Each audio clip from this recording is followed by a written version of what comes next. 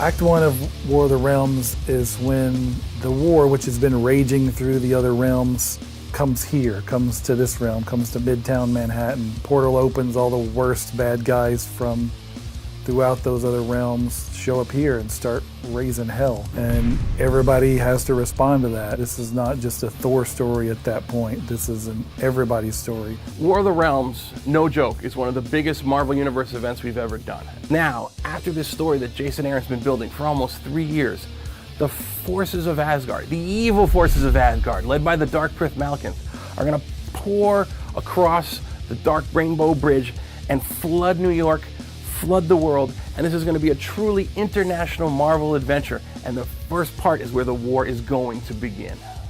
The first issue, War of the Realms, like, the heroes put up a good fight, but immediately you kind of see that things don't really go well for Earth and Earth's heroes.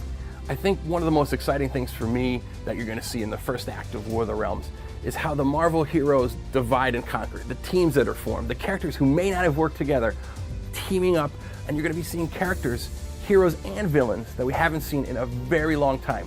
Just when you think Marvel's forgotten about your favorite hero, they're going to be there.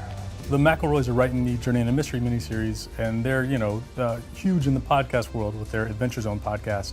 And they've also got some experience writing comics, and they've got a deep love for all things Marvel.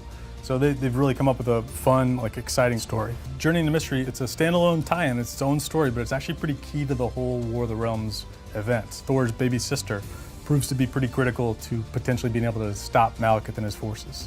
Marvel's just one big tapestry. We've always said that this is a continuous, ongoing story, and that's what the fans love about what we do, and we're gonna give it to them in spades when it comes to War of the Realms. There have been storylines that are building in other books across the line, little hints we've been dropping, little Easter eggs that are coming together that you're gonna see. Part of the promise of War of the Realms was about taking fantasy elements and mixing them up with Marvel Universe elements. Our Marvel Universe superheroes start to incorporate some of those fantasy elements, and Russell did an awesome job designing and drawing all that stuff. And it's my first time ever writing Daredevil, but it's also a very different sort of Daredevil. He's having to play on a completely different level, and he's powered up in a very significant way.